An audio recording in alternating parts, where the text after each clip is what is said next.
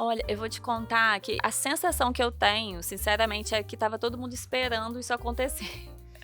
Porque, assim, eu não me lembro das pessoas falarem assim: "Nossa, você tá doida? Como assim?". Parecia que era natural pra minha família, para os meus amigos, que eu tinha que fazer aquilo mesmo. Não tinha uma coisa assim: "Nossa, mas como assim, gente? Você é engenheira.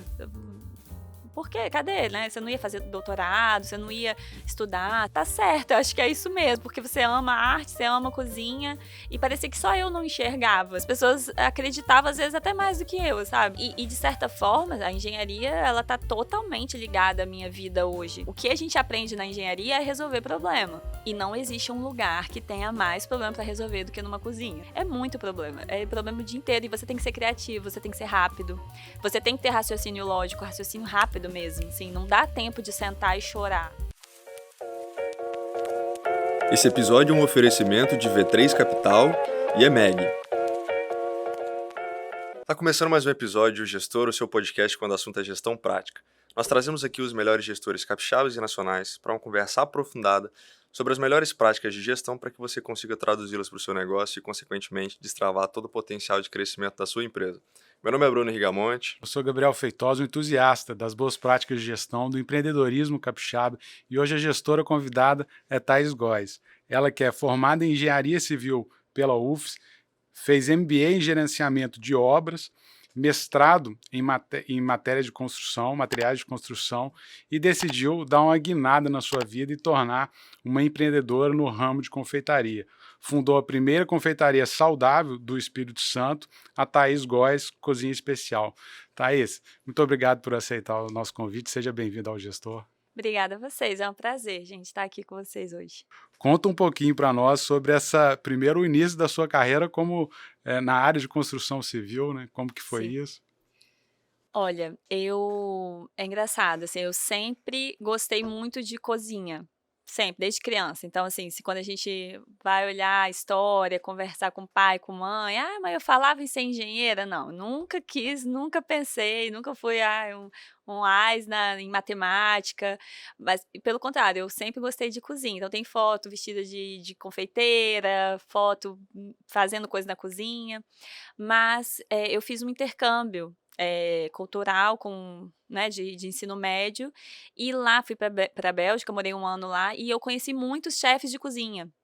Então eu morei numa família que era muito, gourmand, assim, eles iam em grandes restaurantes, gostavam, tinham essa vida, né, de alta gastronomia, e aí eu pude conhecer a vida por trás de um chefe de cozinha, restaurante, como que era a dinâmica. E eu vi que eu não queria aquilo pra mim, que eu gostava de cozinhar por hobby, pra família e tal. E voltei com outra cabeça, assim: "Ah, não, nutrição eu pensava em fazer também, né, ou então gastronomia, não vou fazer mais. Vou para outra coisa". E eu tinha feito escola técnica, então eu tinha uma certa facilidade com exatas, e eu fui meio que por eliminação para fazer o vestibular. E aí falei: "Não, agora também é uma questão de honra passar em engenharia". Fiquei 2 anos fazendo pré-vestibular e até passar na universidade, e gostava, assim, eu gostava bastante da área, passei a gostar, eu me via muito para a área ambiental ali, eu trabalhava muito essa questão de resíduo, estudei bastante resíduo da construção civil, coisas desse tipo. Uhum. Eu era a plantinha da turma, assim, né, porque engenheiro é meio, né, não gosto muito da palavra sustentabilidade, na época pelo menos, hoje já tá mais na moda. Sem E dúvida. aí eu me via, trabalhei, fiz mestrado, fiz minha MBA, estudei pra caramba, mas aquela coisa, sempre cozinhando. Sempre cozinhando pra família, para os amigos, em casa. E aí um dia eu estava fazendo mestrado, né, como eu te falei, eu estava com dedicação exclusiva, não podia trabalhar. Eu fiz um bolo para uma amiga de aniversário e eu saí dessa festa de aniversário com 2 encomendas, assim: "Ah, faz o meu tá chegando e tal", e eu não estava fazendo nada. Eu assisti um episódio do Diego, e ele comenta que, estava na veia, né, essa coisa da venda. O meu pai e meus pais têm uma empresa de representação. Meu pai trabalhou com vidraçaria a vida toda, ele é vidraceiro, conhecido na cidade inteira, Roberto Góes. E ele sempre teve empresa, né, pequena empresa também, e eu sempre olhei pra ele e falava: "Nossa, eu nunca vou ter empresa, nunca vou ter, eu quero ter final de Dá semana". trabalho Ó, já é a demais, né? segunda coisa, né, que eu quando eu lembro da minha história que eu falo: "Não, é isso eu não quero pra mim e hoje eu faço". Eu via ele, assim, nunca teve férias, nunca teve final de semana, né, não tinha nada do que os funcionários tinham, então pra mim era um fato que eu não ia ter empresa. Mas, assim, sempre vendi de tudo. Eu vendia palha italiana no estágio, eu fiz estágio em consultora, eu vendia palha italiana, vendia artesanato, sempre tive uma queda, uma ligação muito grande com artesanato também, com artes, assim, então eu fazia Comida e artes, quadro, né? comida e arte. Quadro, bijuteria, caixinha, eu vendia tudo, eu saía vendendo, eu fazia porque eu gostava, mas eu também tinha uma veia, assim, ligada à venda, ligada a empreendedorismo também. E é interessante que, assim, de certa forma, você se formou, fez o MBA e o mestrado, né? Não sei em qual ordem aí, mas Foi primeiro MBA. o primeiro MBA. Aham. Então você levou alguns anos até Sim. encontrar e acender essa chama empreendedora aí em você, né? Exatamente, porque eu acredito que a gente tem uma formação, uma criação muito, assim, da coisa: "Ah, vamos fazer o quê? Vou fazer medicina, engenharia ou, direito", né, uma coisa que você, às vezes, não tem um horizonte muito aberto para outras áreas, né, você acha que você vai ser bem-sucedido trabalhando com essas profissões, né, e hoje com a internet, com, eh, enfim, tudo mudou muito, né, assim, você pode empreender dentro da sua casa e isso não significa que essas profissões mais tradicionais só que, né, vão dar certo e tudo mais. Então, mas naquela época eu acho que eu tinha um pouco disso, de achar que eu tinha que seguir, eu fiz engenharia, então eu vou seguir na engenharia, né, e também eu gostava, então eu fui, seguindo nessa linha, mas com isso, né, com essas aptidões ali, sempre vendendo, sempre eu sempre tive essa curiosidade de querer olhar para esse copo e falar: "Como é que faz esse copo? Acho que eu consigo fazer", assim, deixa eu ir lá ver", essa vontade de botar a mão na massa, de querer fazer, de querer ver como que é. Enfim, então assim, já tinha essa ligação, né, e aí saí dessa festa com 2 encomendas e como eu estava ali precisando, querendo fazer dinheiro, querendo fazer alguma coisa, fui aceitando. E para minha surpresa mesmo, eu não imaginava, não foi calculado, não foi uma coisa assim que eu pensei: "Bom, agora eu vou empreender", não, foi bem por acaso mesmo. Eu fui fazendo toda semana eu tinha pedido de bolo, só no boca a boca, o meu Instagram era fechado, isso foi 2014, era fechado, eu não fazia propaganda, porque eu não podia, a minha orientadora, ela me mataria, ela ia falar: "Que horas que você tá fazendo esses bolos, que você não tá escrevendo?". E estudar é muito mais difícil que trabalhar, gente, assim, 1000 vezes. É porque você não tem 1 minuto de paz, assim, tomando banho, que você não se sinta culpado, né, de assim: "Nossa, meu Deus, eu tô aqui tomando banho, eu tinha que estar escrevendo". Então, assim, é terrível, mas eu fiquei fazendo bolo de madrugada mesmo. E assim, 100% autodidata também, isso 2014 não tinha curso, era assim, YouTube, livro, eu fui aprendendo, eu comecei a ouvir falar sobre chantininho, que era a cobertura, né, que eu usava, fui estudando mesmo, testando, né. E aí nisso eu acredito que conta muito o fato de eu gostar de cozinha, então eu já tinha uma certa facilidade eu não era uma pessoa assim, que a cozinha é uma coisa nova pra mim, um monstro, um bicho de 7 cabeças, eu sempre tive jeito com a cozinha, então eu fui aprendendo, fui fazendo. Esse processo de convencimento, vou chamar assim, tanto porque, de certa forma, você estava seguindo uma carreira, Uhum. e aí seria uma transição, é, pivotar, completa, né? Total. 180, né? Uhum. Então, assim, como que foi esse processo de convencimento, tanto para você quanto para a família, assim, Olha, eu vou como que te funcionou? contar que a sensação que eu tenho, sinceramente, é que estava todo mundo esperando isso acontecer.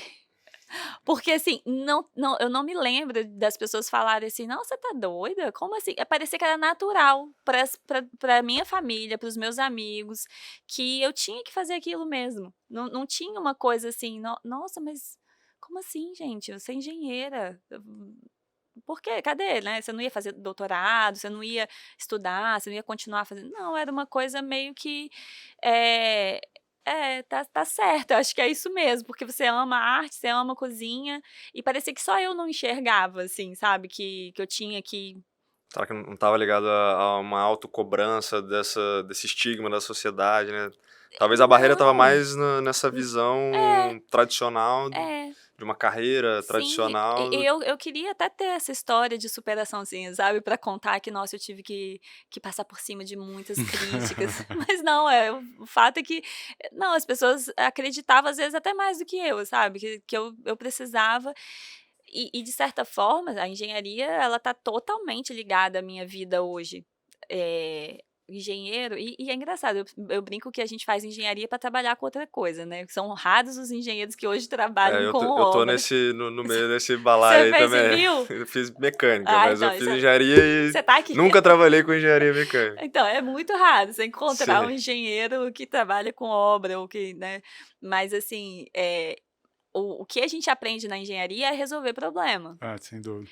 E não existe um lugar que tenha mais problema para resolver do que numa cozinha. Não existe. Assim, eu tô ali o dia inteiro sendo engenheira, Achei que você ia falar sabe? numa empresa. Numa empresa também, né? Na Querendo empresa ou não. também, mas uma empresa ligada à comida, à gastronomia, é muito problema. É problema o dia inteiro. E você tem que ser criativo, você tem que ser rápido. Você tem que ter raciocínio lógico, raciocínio rápido mesmo. Assim, não dá tempo de sentar e chorar É, e desanimar. a gente vê isso um pouco exacerbado em programas de culinária, né, de Sim. confeitaria, porque tem ali um tempo, né, mas Aham. quando você tá numa cozinha ou quando você tá num É café, pressão. é pressão porque o cliente acabou de pedir, ele tem uma expectativa de receber ou da forma adequada, ou no prazo adequado, ou com a Sim. apresentação E ele adequada. não pode ter ideia do que tá acontecendo. O bicho tá pegando Sim, lá atrás e ele não faz ideia. Ele só quer saber do prato dele delicioso, maravilhoso. Ele precisa voltar, ele precisa recomendar, porque hoje tem sim. internet, as pessoas comentam.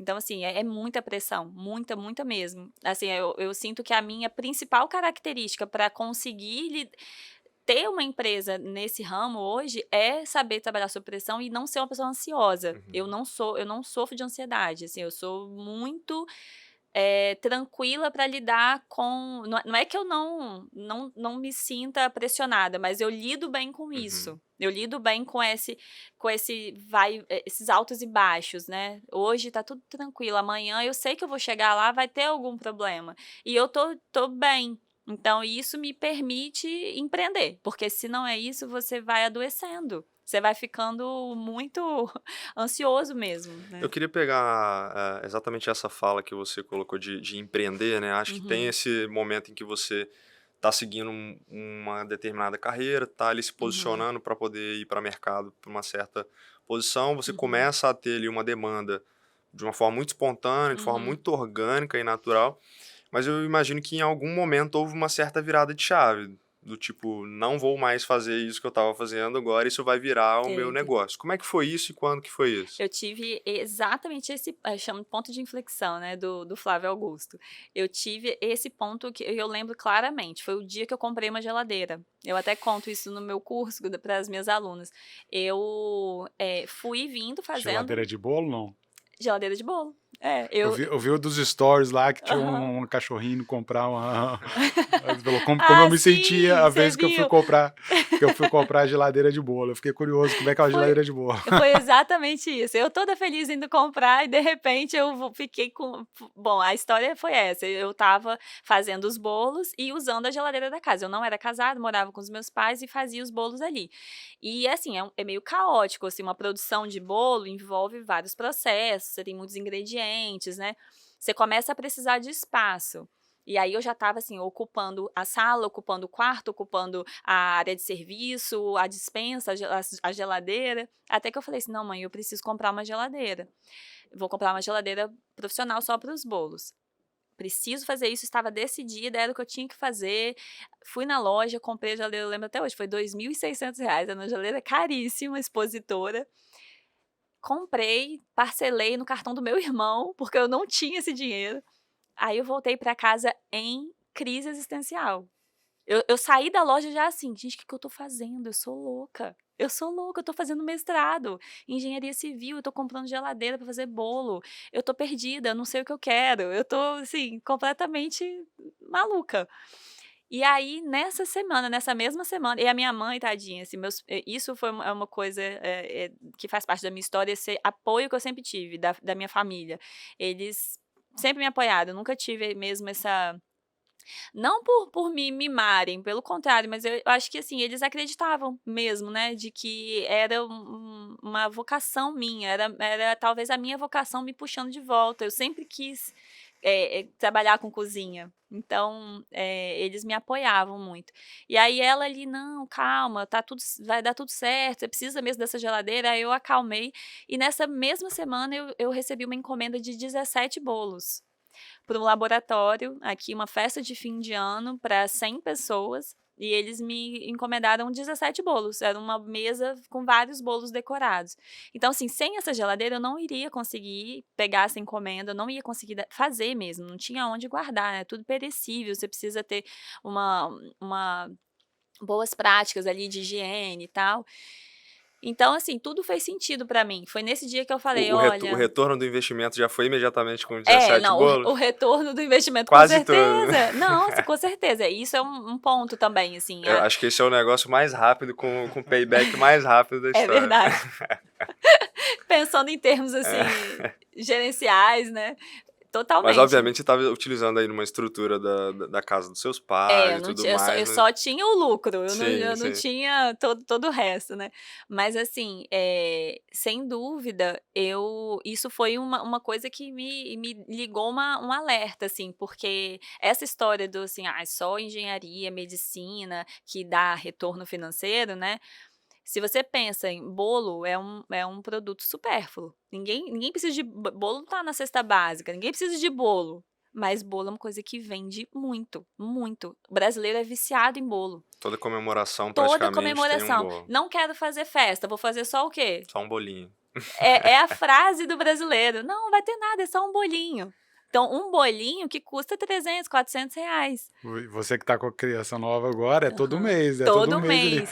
E, E você, e e tudo. aí daquele que questionar Mêsversário. a esposa e Aham. falar, não, pra que todo mês? Vai ser todo mês. E vai ser todo E a mês. esperança Hoje do tem, esposo é que pare quando fizer um ano. Aí, pelo menos no meu caso, parou.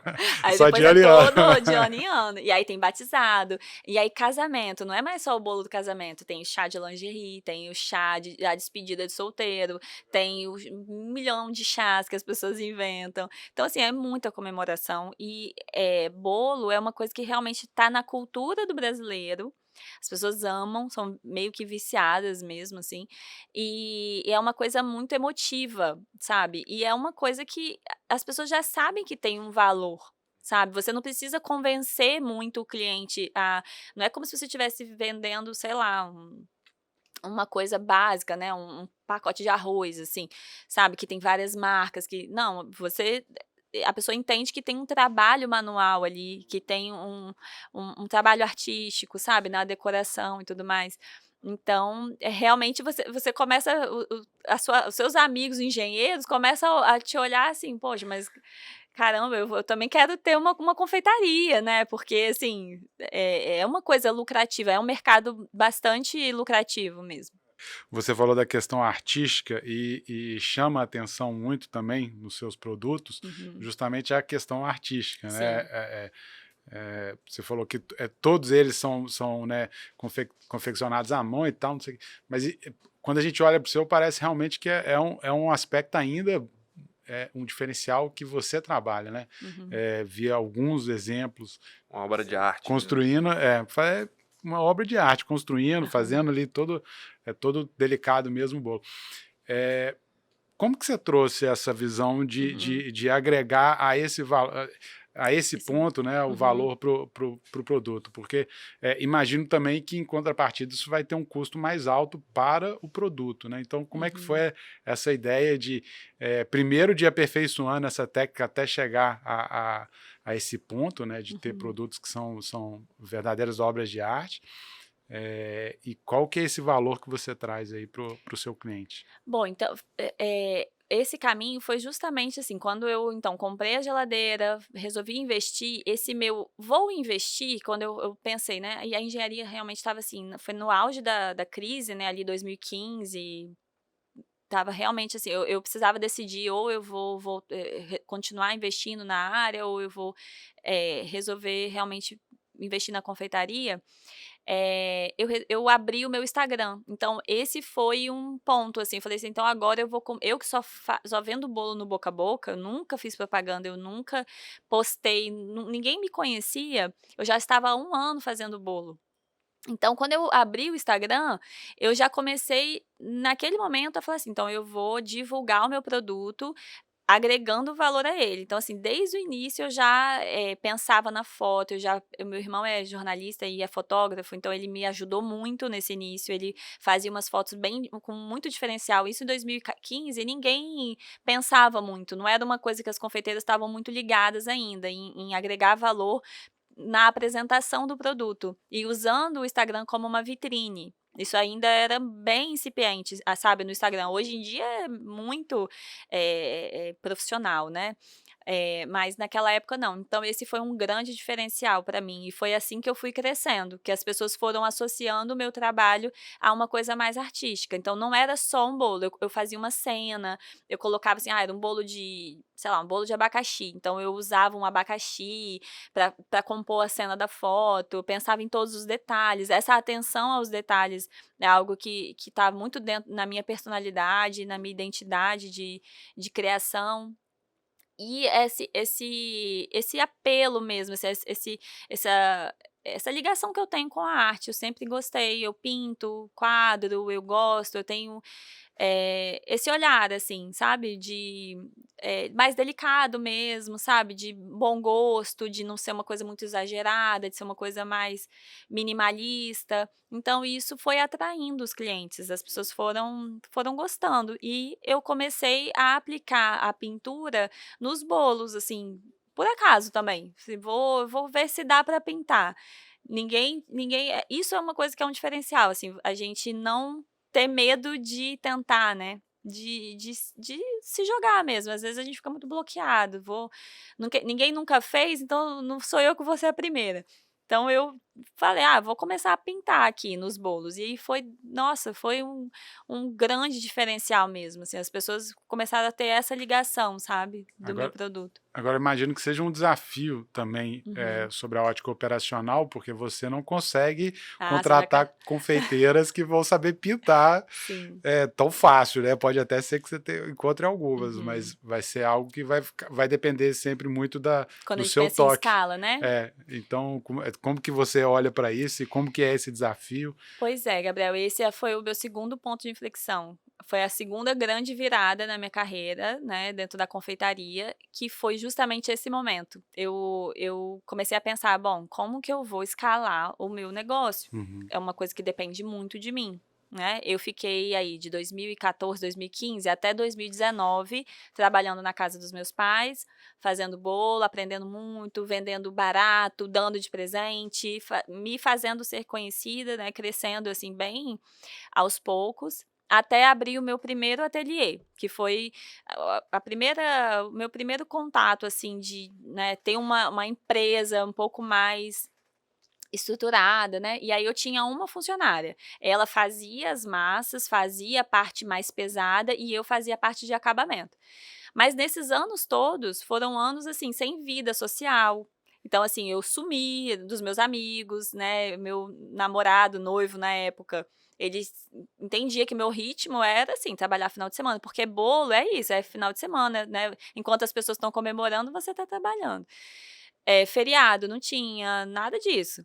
E esse acúmulo de trabalho, porque assim, você trabalhar com comida, com doces artesanais, né, você tem que saber que você vai trabalhar muito além da média, muito, muito além da média. Final de semana, feriado, de madrugada, e dependia muito de mim, né. esse acúmulo de trabalho foi começando a me despertar para isso. Bom, como que eu vou crescer o meu negócio, né? Como que eu não tenho como, eu quero ser mãe, né? Eu comecei a pensar, né, eu casei, aí eu comecei a pensar na minha vida pessoal, como que ia ser, como que eu ia criar meus filhos, tendo que eu mesma estar ali pintando cada florzinha. Então eu comecei a entender que eu precisava ter outros produtos. Eu era uma empresa de um produto só, né, que eram os bolos. Eu só vendia outros itens em épocas festivas. Então, assim, Natal eu tinha panetone, na Páscoa eu tinha ovos de Páscoa, fora isso eram só os bolos. E eu fazia uma média, assim, de 30 bolos por semana, que eu mesma confeitava. Isso é bastante coisa, assim, para uma confeitaria pequena, né, com só 2 pessoas. E aí eu pensava: "Bom, eu quero crescer, então eu vou vender 100 bolos por semana? Como é que eu vou ter filho pintando 100 bolos por semana? Não vai ter como, eu tenho que ter outros produtos". E aí um dia assim, eu sou vegetariana há 10 anos. Então, assim, eu sou uma pessoa saudável, eu me alimento bem, eu sempre gostei de uma alimentação mais saudável. Quando você pensa em crescer também, você começa a pensar nos ingredientes, né. Eu fazendo 30 bolos, eram 100 ovos por semana ali, quilos de manteiga, quilos de leite condensado, creme de leite, sabe. Aquilo que, assim, eu não sou vegana, mas comer um ovo por dia é diferente de você usar 100 ovos, né. Então, assim, eu comecei aquilo começou a bater forte, assim, no meu coração, sabe, de: "Cara, eu não quero trabalhar com esses ingredientes, eu quero trabalhar com outros ingredientes que tenham mais a ver comigo". Eu sempre quis ter essa linha saudável dentro do meu portfólio, né. Então eu comecei a pensar de uma forma estratégica mesmo: "Bom, eu quero crescer e eu não quero trabalhar com esses ingredientes, então, assim, eu não vou começar só a fazer bombonzinho, brigadeirinho, eu vou começar a fazer isso, mas na linha saudável", né. Eu poderia ter escalado só, assim, começar a fazer brownie, sei lá, bolo de pote, tudo dentro da mesma linha, né, Uhum, tradicional, uhum. mas eu já aliei uma coisa à outra. Sem contar que o mercado saudável tá só em ascensão cada vez mais, assim, não tem volta mais, é um mercado que só vai crescer. As pessoas têm, restrições alimentares e têm uma demanda por uma vida mais saudável. Então eu comecei a me atentar para tudo isso, e aí um dia eu mudei de produção. Foi Natal de 2020, a gente estava ali terminando o Natal, né, aí sobrou 2019, na verdade. Aí sobrou muita coisa, sobrou trigo, sobrou manteiga, essas coisas, aí a minha funcionária, né, que tá comigo desde o início, a Lena, ela falou assim: "Ah, Thaís, aí eu falei: "Nossa, Lena, e esse tanto de coisa que sobrou?", porque eu já vinha falando com ela que a gente ia mudar, né. Aí eu falei: "Esse tanto de ingrediente que sobrou e tal", ela falou: "Não, isso aqui não estraga, ano que vem", que a gente sempre tirava um recesso ali de fim de ano, depois a gente continua usando. Aí eu falei: "Não, mas a gente não vai mais trabalhar com isso". Aí ela falou: "Ah, você não vai ter coragem". Eu falei: "Lena, esse foi o último Natal. A partir de agora a gente não trabalha mais com trigo, não Joga, trabalha joga o açúcar fora. a gente vai doar tudo. Não, a partir de agora a gente não tem mais nada disso aqui". Aí ela: "Meu Deus, você não vai ter coragem". E aí foi um momento, assim, de muita coragem, eu lembro até hoje. Eu tinha mais porque a gente tira um recesso em janeiro, eu voltei, tinham mais de 300 mensagens no meu WhatsApp para eu responder. Noivas que me aguardavam há 2 anos para fazer o bolo de casamento. Muita demanda de pedido de orçamento para bolo, né. Eu respondi um por um, chorando e negando, assim, negando um por um. "Ai, a gente não trabalha mais, eu dei um tempo na produção, não vou mais fazer". E assim, dando tchau para o dinheiro, né. Empreendendo e querendo ou não, mas eu precisei fazer isso e não tem nenhuma, não tô aumentando nada, foi exatamente assim que aconteceu, eu precisei porque os bolos me demandavam demais, eu não tinha tempo para testar os outros produtos. E essa confeitaria saudável é muito diferente, sabe, você tira o trigo, o ovo, a manteiga, você tira tudo e tem que continuar gostoso, com brilho, com textura, né, então eu precisava de teste, eu precisava de tempo para testar mesmo, para deixar estragar, ver como é que reage, como que se fica fofinho, se fica úmido, eu precisava de tempo. Então eu parei, dispensei todos esses clientes e fiquei 2 meses fazendo teste na cozinha, eu e a Lena.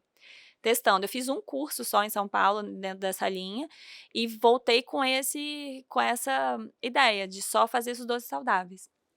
Pensando na escala, pensando em ter um dia alguém fazendo para mim, já não eram mais a minha mão ali, os bolos pintados, né. E aí logo em seguida veio a pandemia, né, 2020, em abril ali, eu estava terminando os testes, eu não tive esse tempo eu imaginava, assim, que eu ia fazer um lançamento, sabe, que ia ser uma coisa mega estruturada, a gente acha que controla, né, as coisas. De repente pandemia e eu precisei lançar. Do jeito que eu tinha feito ali, os 2 meses só de teste, eu lancei alguns produtos. Eu lancei o meu primeiro produto, que foi o pão de céu, o nome dele hoje é pão de céu, porque é um pão de mel sem mel, né, porque é vegano, ele é adoçado com melado, e aí ele tem esse nome, pão de céu. Foi o meu primeiro produto saudável, que, assim, foi muito testado e hoje ele é o meu carro-chefe, ele foi muito validado já pelos clientes. E foi com ele que tudo começou mesmo. Então, assim, essa sua pergunta, né, que eu dei uma volta enorme para contar, Importante. como que isso tudo foi muito pensado. Eu lembro que, assim, eu tenho um primo do meu marido, ele é um grande empresário também, tem fábrica de pão de queijo.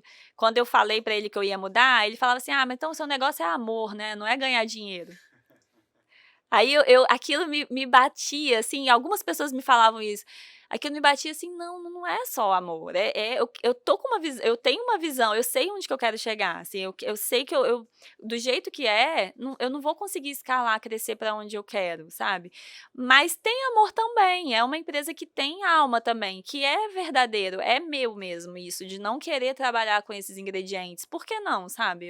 Eu poderia só pensar na grana, né, e com certeza daria muito certo fazer esses docinhos todos tradicionais, mas não seria eu. Então, a empresa também que não tem essa personalidade Sem forte, dúvida. né, assim, também cresce diferente. Agora, o Manual das Boas Práticas da Administração, Aham, recomendaria talvez uma fase de planejamento barra aham. execução Mas aí você tem uma pandemia no um meio pouco do mais negócio. organizada. Mas interessante, não sabia que foi uma. Você pivotou, você foi para novamente Uhum, de totalmente. mais um 180 aí, né? Totalmente. Abandonar. Eu lembro uma coisa que me marcou muito, eu estava nessas pesquisas e tal, e eu vi sobre a história de uma grande confeitaria que tem no Brasil, que tem mais de 300 lojas de franquia, e ela é uma das maiores franqueadas que tem. Ela contando da história dela, ela começou como boia fria, ela tem uma história linda, muito inspiradora. E aí eu li que eles têm uma granja própria. Ela tem uma granja. Eu pensava assim: "Gente, eu nunca vou ter uma granja", sabe, não tem nada a ver comigo, assim, eu não quero ter um monte de galinha ali, eu não sabe, eu por ser vegetariana, eu falei: "Eu não vou ter uma granja", eu me vejo tendo uma plantação de cajueiro para ter o meu próprio caju, a minha castanha de caju, que hoje é a meu principal ingrediente. É, da mesma forma como o Ale Costa da Cacau Show tem fazendas e fazendas de cacau, né? De cacau, eu me vejo né, sonhando alto, eu me vejo tendo o meu cajueiro, o cacau e tal, mas uma granja eu não vou ter. Mas o que implica você ter uma grande franqueada? Implica todos esses processos que uma hora eu teria que resolver, eu teria que pensar, né, assim: "Ah, eu preciso então aqui ter a minha granja", que foi como ela resolveu, né, essa distribuição dos ovos para manter a qualidade. Então, assim, eu já quis ter uma visão de um negócio bem pequenininho que eu estava começando ali, que já tivesse a ver comigo, porque quando eu me deparasse com esse tipo de problema, eu saberia como resolver, né, nessas fases, assim, de encontrar um problema e ter que resolver mesmo. Esse processo de ganhar escala, né, naturalmente todo empreendedor passa muito nessa fase, né, de você, num determinado momento, colocar a mão literalmente na massa, no Uhum, caso de bolo, uhum, ter um pouco dessa visão, poxa, se eu quiser crescer aqui apenas com as minhas próprias forças, talvez eu não vou atingir o número de pessoas que eu quero impactar, não vou estar atingindo todo o meu propósito, não vou conseguir gerar o valor para os clientes ou para o mundo daquilo que minha visão consegue enxergar. E esse processo de compreensão de quais produtos você gostaria de fazer, da seleção de ingredientes, né, dessa uhum, alquimia que você fez, aí acho que uhum, está muito ligado com a engenharia, talvez um pouco muito. dessa visão de combinação de materiais como um todo. Mas eu acho que isso acaba levando um pouco para essa visão também que você teve de montar uma cozinha, de ter um espaço de café. Como é que foi esse processo, né, de compreender que você precisava, ao mesmo tempo, lançar novos produtos e que não necessariamente dependessem única e exclusivamente da sua produção, mas que você conseguisse também gerar um impacto local, num espaço físico e ter um novo tipo de experiência também? Uhum. Pois é, a ideia inicial, quando eu pensava essa coisa da escala, assim, depois eu fui entendendo também que a gente fica com essa ansiedade, né, assim, de talvez eu estivesse um pouco mais lá atrás pensando assim: "Ah, eu preciso vender para o Brasil inteiro, como é que eu vou vender bolo?". Eu queria com essa visão empresarial, assim, que eu estava, né, mas depois também eu entendi que, assim, escala não é um problema pra mim ainda, sabe. O escala é um problema pra, assim, pra uma pessoa que tá muito, muito rica e ela quer investir numa empresa, e ela vai olhar a escalabilidade, né, ou então ela, assim, chegou num patamar que ela precisa eu pensei assim: "Cara, o meu negócio eu tenho que vender pra só em Vitória são 300.000 habitantes, é muita gente pra eu atingir, sabe. Tem Vila Velha e tem a Grande Vitória, então assim, a minha escala ainda é aqui e é muita gente que não conhece a Thaís Góes, que precise de doces saudáveis e produtos inclusivos, né. Então esse é o meu problema hoje ainda, sabe. Essa escala de vender para o Brasil, de vender para fora, de ter outras lojas, que é um plano, é que está dentro do meu modelo de negócio, né, isso é uma coisa que os problemas eles vão surgindo e você vai resolvendo, sabe. Hoje eu já tenho muito mais clareza, o que lá atrás eu não enxergava muito, né. Por exemplo, hoje eu me deparo com um problema grande para a escala, que é validade. Eu trabalho com produtos que têm um tempo de prateleira muito pequeno, né, mas isso você vai encontrando meios de resolver, né. Hoje eu tô mais focada em fazer a maior parte do meu público capixaba me conhecer primeiro. E essa demanda, a minha loja surgiu de uma demanda muito do público mesmo, porque a ideia inicial era ser distribuidora. Eu me via sendo bastidor, eu não me via tendo loja, eu me via eu via aquelas gôndolas de coisas saudáveis no supermercado, que todo supermercado tem uma parte saudável, né, e eu achava: "Gente, essas gôndolas são muito pequenas dentro de um supermercado, né, daqui a pouco vai ser metade do supermercado, daqui a pouco vai ser Supermercado é o supermercado inteiro vai ser saudável". você vai ter supermercados nichados específicos, inclusive, né? Pra doce pra parte de comida saudável, né. E aí eu ficava pensando isso, eu vou vender para supermercado, eu vou vender em delicatessens, em lojas, né, eu vou vender em e-commerce, eu me via sendo só distribuidora. Mas existiu um apelo muito natural dos meus próprios clientes, de querer participar do nosso universo, ali, que sempre aonde eu trabalhava no meu ateliê era pequenininho, mas assim, tinha toda uma decoração com flores, com fotos de bolo, e esse universo mesmo que eu traduzia muito na internet, né, e as pessoas gostavam, se identificavam, queriam participar também. E aí eu comecei a ver como que é a questão da durabilidade, como que funciona, né, assim, você vende para um supermercado, quando estraga, você que tem que ir lá recolher, quando vence, né, você tem que recolher, a perda é sua, a margem de lucro também é muito pequena, né, e são produtos caros, a gente está falando de produtos caros, esse é um grande desafio do mercado, né, que a gente pode conversar também. Então assim, a minha margem, que já não era grande, caía muito mais quando eu pensava, né, em revender. Pensando num atacado, num varejo, né, no atacado, na verdade. Então, assim, eu comecei a realmente ver que eu precisava ter o meu próprio espaço, né, foi uma conclusão que eu cheguei, assim, eu preciso vender na minha própria loja, que vai ter toda uma identidade visual da minha marca, e isso vai consolidar a gente, vai dar uma presença, né, um posicionamento de marca mesmo. E aí comecei a procurar um ambiente que tivesse a ver com a gente, e encontrei um lugar, assim, que estava me esperando, que é, assim, no meio da floresta, a gente chama de floresta, um cantinho ainda, né, de mata que a gente tem aqui no meio da cidade, parece que você está em outro local. Para quem né, te segue, te conhece, realmente, assim, o local casa tudo a perfeitamente ver. com o seu lado artístico, enfim. Natureza, tem tudo a ver, tudo. Muito, Quando eu cheguei ali, muito eu bonito. falei, nossa, eu tava me esperando esse lugar aqui. E realmente, assim, tem tudo a ver com a gente, né? Eu fiz uma grande obra ali, tive que pensar nos espaços. Colocou a engenharia civil em prática. Sim, literalmente mão na massa. E foi muito engraçado, eu compartilhei boa parte do processo da obra, e assim, tem uma parede lá que a gente usou saco de confeitar para fazer rejunte com o pessoal lá, o pessoal que estava trabalhando lá, e eu falei, meu Deus do céu, a gente está aplicando aqui a engenharia, a confeitaria na engenharia, literalmente mesmo.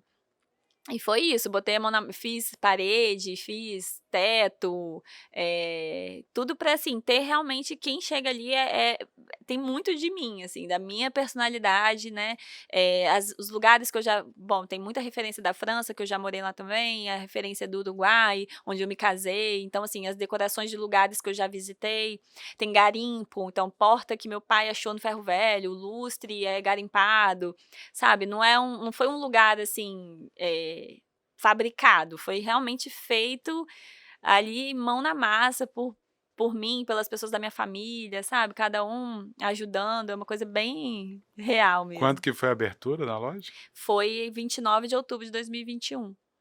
Então A inauguração, a gente completamos. acabou de fazer 1 ano.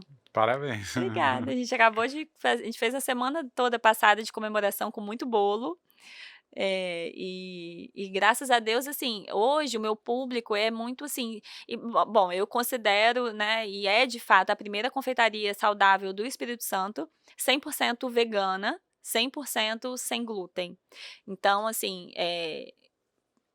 o meu desejo mesmo, né, e eu vou começar a dar cursos, eu dou aula, né, de confeitaria, e eu vou começar a dar também na linha saudável, porque o meu desejo é que tenham muitas, porque a gente enfrenta alguns desafios como esse preconceito, né, ai, porque vegano, ai, não sei, acho que não é bom, as pessoas têm um pouco de receio, de preconceito. Então, quanto mais gente tiver fazendo, melhor, Sem né, dúvida. porque Fomenta o mercado, né? fomenta o mercado e as pessoas vão perdendo essas barreiras, né. Então, assim, mas 100% vegana e saudável, a gente é a primeira, e aí eu chamo de cozinha especial, porque é uma cozinha especial no sentido de ser para todos. Ela é diferente. Ela é diferente e ela é para todo mundo. Então, se você tem uma restrição alimentar, né, pessoas que são celíacas ou que têm a PLV, o meu mercado, o meu público hoje é muito de mães que os filhos têm a PLV, então elas são lactantes, não podem consumir nada de leite, né, leite de vaca, ou então pessoas diabéticas ou com estilo de vida mesmo, estão fazendo dieta, são a galera da academia, enfim, os veganos, que é o meu menor público, eu achava que ia ser o maior, mas, enfim, não, é mais mesmo de mães né, o pessoal da academia e tal. Então, assim, o público é muito grande e o principal que eu falo, as pessoas que gostam de doce, doce bom, né, nossa hashtag lá é "ninguém diz". Então, assim, você come, você nem precisa, assim, é saudável também, por acaso é saudável, né. Então você come um doce delicioso, por acaso ele é saudável, ele é do bem, sabe, não é uma coisa que você fica com a consciência pesada. Mas ninguém diz mesmo, assim, eu tenho muito orgulho disso. O meu grande trabalho, como eu estava conversando com você antes, é de desenvolvimento de receitas, de produto, é o que eu sei fazer de melhor dentro da minha empresa hoje, né, se eu pudesse eu ficava o dia inteiro dentro da cozinha desenvolvendo novas receitas e coisas assim, com textura, com brilho, com sabor, equilibradas, que você come e não diz que é saudável, assim, você Thaís, não acredita. eu queria explorar um ponto que você falou brevemente, mas eu acho que Aham. tem muito da identidade que vocês têm, mas principalmente das referências. Eu vi lá que no cardápio de vocês os títulos, né, das sessões são em francês, por exemplo, né, você citou que morou na Bélgica e na França, por exemplo. E eu queria entender um pouco disso. A gente sabe que na culinária, né, e aí quem assiste, por exemplo, MasterChef ou, enfim, assiste alguns outros programas de culinária sabe que a França é uma grande referência em culinária a nível mundial, né? E eu queria entender um pouco disso, talvez um pouco dessas referências, um pouco da alquimia que você já faz, desse trabalho que você ama fazer, de estar ali criando nesse processo criativo, o quanto dessa conjuntura, dessas experiências que você teve, contribuem hoje para a composição exatamente dessa identidade, mas também dos materiais, dos ingredientes e, consequentemente, das receitas. Olha, muito, muito, contribui muito. Eu morei na França na época que eu estava fazendo engenharia, então eu fiz 1 ano da faculdade de sanduíche, né, eu fiz um ano lá. O meu último ano da engenharia foi numa uma faculdade lá na França. E engraçado, assim, quando eu penso, eu fiquei 1 ano lá estudando engenharia no centro da alta patisserie, né, e da alta culinária mesmo, e eu não estava estudando isso, eu estava estudando engenharia. Mas eu ficava rodando, buscando, conhecendo restaurantes, né, sempre que eu podia, que eu tinha um tempinho, eu ia conhecer uma confeitaria, uma doceria pequenininha de bairro, né, então assim, essas referências em termos de construção de doces, porque a patisserie francesa tem uma construção muito específica de doce, sem muito açúcar, eles não usam leite condensado, a base da nossa doceria é o leite condensado aqui, e lá para eles é o creme de leite, né, e os cremes menos doces, né, à base de leite mesmo, não do açúcar. Então, eh, em termos de sabor também, com baunilha, frutas, né, limão siciliano, e a construção de eles têm um doce lá muito conhecido que são os entremets, né, que são tortinhas, assim, com várias camadas. Então, tudo isso eu trouxe essa releitura dentro do que a gente faz aqui com essa regionalidade também, com brasilidade, né, com sabores daqui também, né, tentando fazer esse misto. E aí eu gosto, assim, eu acho bonito, acho que tem a ver com a nossa identidade, a questão da língua francesa, eu acho que traz uma sofisticação que faz parte da nossa marca, né, da nossa identidade, uma sofisticação sem causar também muito distanciamento, sabe. Eu tenho muito cuidado com isso, em termos de branding, assim, pra não gerar sabe, não ser muito frou-frou também. Então, assim, na nossa comunicação no marketing, a gente tenta ter uma comunicação leve, com brincadeira, sabe, pra ser uma coisa acessível, não ficar aquela coisa assim: "Nossa, pra mim é inatingível, eu nem vou lá na Thaís porque não sabe, não conversa comigo". Então, assim, a gente tenta trazer essa ideia, né, da França com as músicas, com o ambiente, lá tem muito restaurante, assim, com essa ideia mais antiga, né, que é o que eu trouxe com a parede véia lá, as flores e tudo mais, sem causar muito distanciamento no público, e eu acho que as pessoas se identificam demais, assim, fica todo mundo bem encantado, né, com o ambiente. Ô, Thaís, e a gente ouve-se muito falar que no Espírito Santo acontece de algumas casas, principalmente, ter uma certa evidência logo quando lança e depois Aham, acaba caindo aí no ostracismo e tal. sim. Como que você percebe seu público e como que tem sido essa adesão aí de novos públicos também conhecendo? Como é que tem Olha, funcionado? Gabriel, a gente tá só crescendo, assim, graças a Deus, sabe. Claro que o início é sempre aquela novidade, aquele burburinho, né, e depois as coisas vão criando, ganhando um ritmo próprio, né, e a gente se aprimorando cada vez mais. Isso quem me acompanha na internet sabe, né, e eu divido muito da minha vida. Eu não tenho sócio, né, eu faço as coisas, assim, muito ali aprendendo, fazendo e aprendendo, né, e aprimorando, crescendo de pouquinho em pouquinho, que é um caminho viável, possível para quem não tem um grande investidor, né, você vai crescendo a cada degrau mesmo, assim, num ritmo um pouco mais lento. Então, assim, eu divido muito isso, sabe, os desafios reais ali de uma confeiteira real mesmo. E então, assim, é muito desafiador, sabe, mas a gente vem sempre crescendo cada vez mais. A minha grande preocupação porque a gente tem ali um tripé, né, que é o marketing, o produto e o atendimento. E a gestão também, claro, né, que faz parte. Então, tudo tem que estar muito redondo, mas a verdade é que não está tudo redondo, né. As pessoas olham de fora e elas têm que ter essa impressão, né, mas na vida real ali, você nunca consegue estar com tudo 100%. Não é assim que uma pequena empresa funciona. Sempre tem alguma coisa meio capenga que você precisa arrumar. No meu caso, eu escolhi o produto para ser a coisa que não tá capenga. Porque é o que eu sei fazer, é o que eu garanto muito, sabe.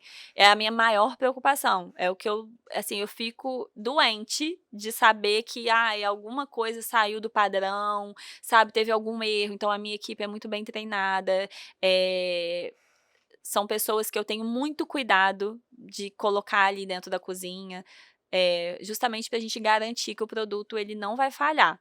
Agora, tendo isso, o marketing, assim, igual como eu contei pra vocês, né, eu fiquei um tempo sumida. Eu fiquei o ano passado, enquanto eu fazia a obra, estava inaugurando, eu fiquei meio sumida da internet, eu não conseguia, divulgar o meu trabalho como eu fazia antigamente com os bolos, tá com aquela presença digital ali, sabe. E realmente, assim, investindo num marketing, estruturado, bem pensado, planejado, com uma pessoa, né, me ajudando ali, sendo esqueci o termo agora. Mas enfim, ajudando mesmo e investindo em marketing digital também, né, eu nunca cheguei a fazer campanhas, usar o Facebook Ads, essas coisas eu não usava, Pixel e tudo mais. Então assim, por quê? Porque não dava, eu tive que escolher, né. A gestão, a mesma coisa, a gestão ficou um tempo assim. Agora que eu tô conseguindo respirar, sabe, que eu consegui rever todas as fichas técnicas, todas as precificações, a parte de contabilidade, administrativo, eu contratei uma consultoria de São Paulo que foi me ajudando a organizar a casa, sabe. Essa é a vida real de uma empresa que surge, de repente e vai crescendo.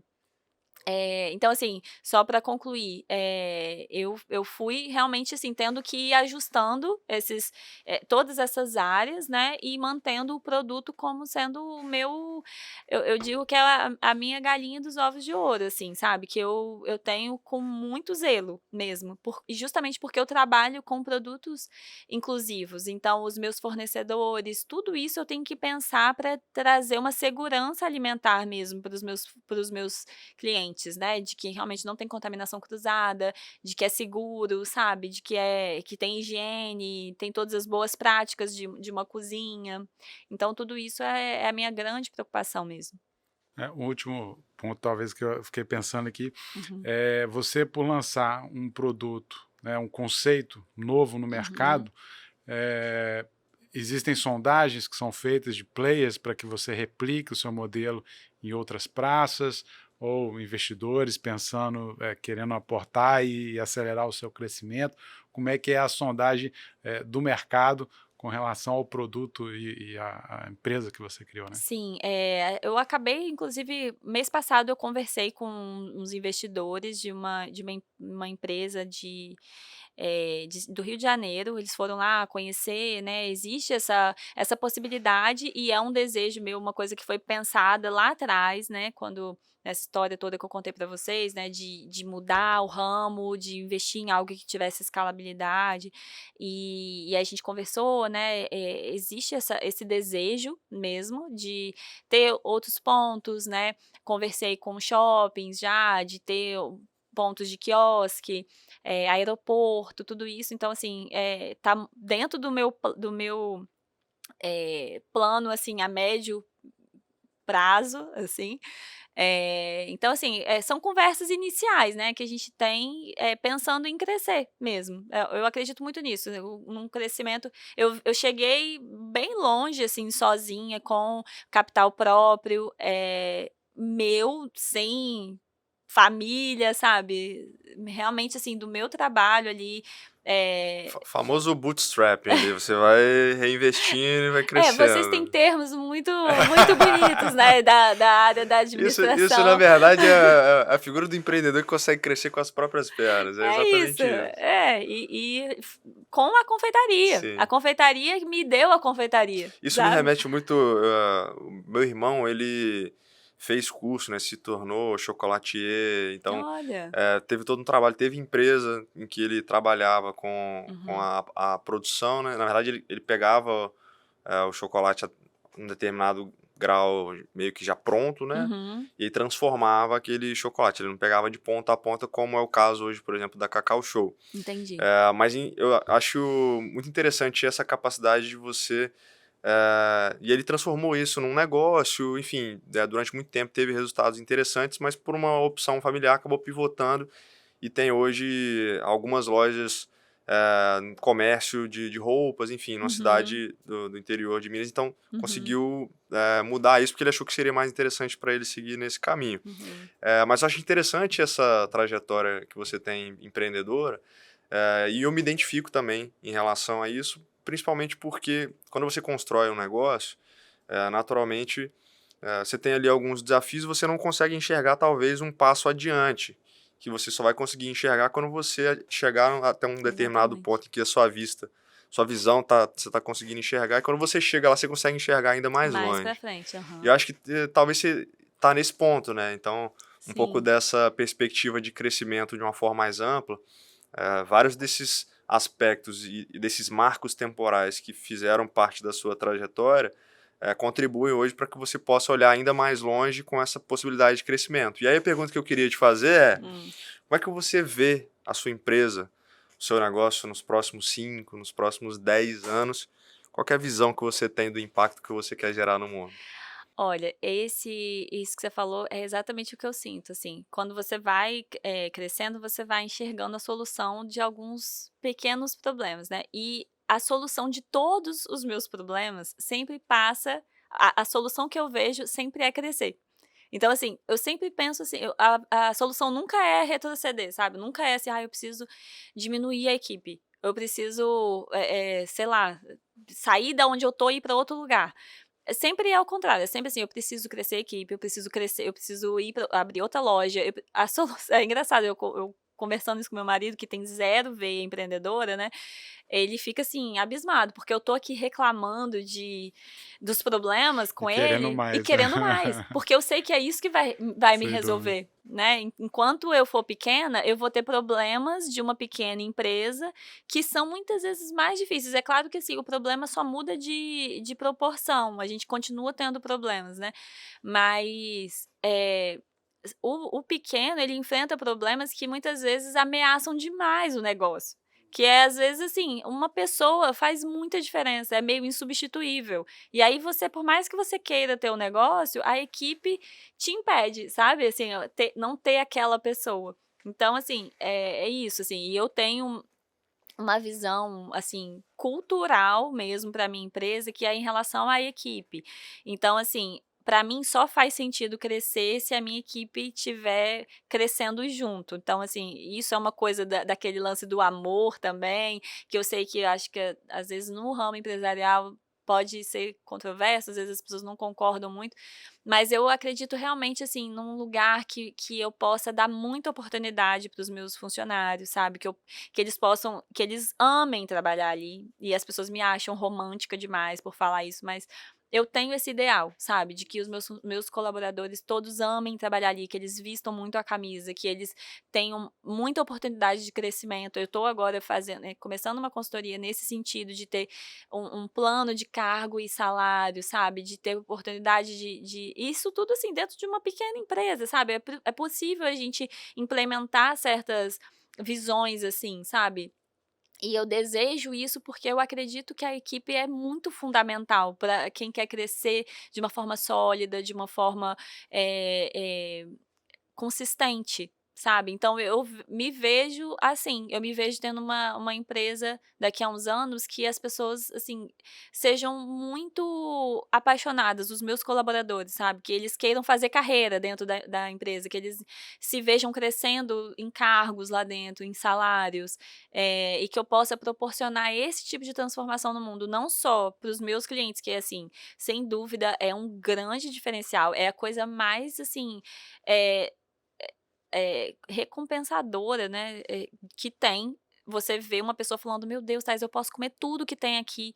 Eu tô há anos sem comer nenhum doce", sabe, eu tô amamentando e só tem aqui que eu possa comer. Porque, assim, o ramo saudável vem crescendo muito e é muito você pode encontrar num cardápio cheio de opção, você encontra ali no finalzinho, vegano, né, ou então sem glúten, você tem uma opção, uma outra. Mas no meu é tudo, é 100%, e a lista de produtos é muito grande. Então as pessoas elas ficam muito maravilhadas mesmo, né? Os feedbacks que a gente tem, assim, tem gente que chora, sabe? Tem gente que tá às vezes fazendo um tratamento de câncer e chegam lá num tratamento de quimioterapia e não podem comer açúcar ou não podem comer glúten, crianças, que a gente atende muito também. Então, assim, isso não tem preço.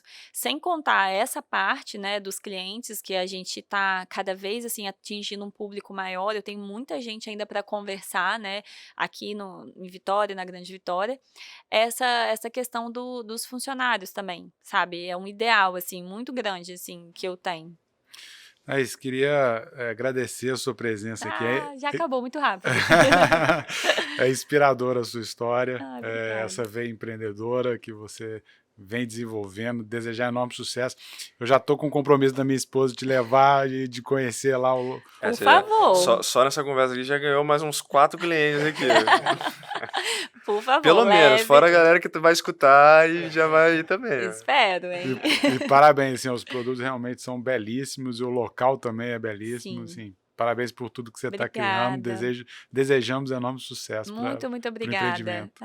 Obrigada mesmo. Um prazer dividir um pouco da minha história, da minha experiência. Espero que isso possa inspirar outras confeiteiras também, né? Como eu falei, eu dou aula, eu sei a dificuldade que é e como a gente sonha em poder viver da confeitaria e é basicamente assim, a gente ter essa resiliência, né? Igual você falou que seu irmão saiu do chocolate e foi para a área de roupa, né? Não sei.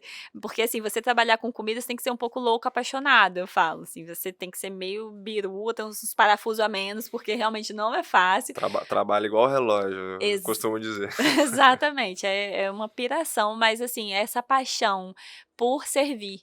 Né? Trabalhar com comida, você tem que ser apaixonado por servir mesmo, por ver, por gerar esse brilho nos olhos das pessoas, sabe? Da pessoa se sentir abraçada por uma comida, né? Por um doce, por uma coisa bem pensada, bem construída. Então, isso é uma coisa que motiva demais. Então, a gente precisa ter resiliência, sabe? Essa mensagem, assim, que eu deixo e é um prazer. Foi um prazer estar aqui com vocês. Vou pensar Obrigada na sua pelo trajetória aí, quem sabe eu abro um restaurante. Gosto de cozinhar também, não sei. Tô Olha pensando. aí, ó. Vou pensar, quem Ou sabe. então você investe na Thaís Góes, né? Quem é uma sabe? boa também. Eu acreditei na ideia. A gente vai ficando Obrigada, por aqui. gente. Muito obrigado novamente. Muito obrigado, Thaís. Um abraço e Obrigada. até a próxima. Até.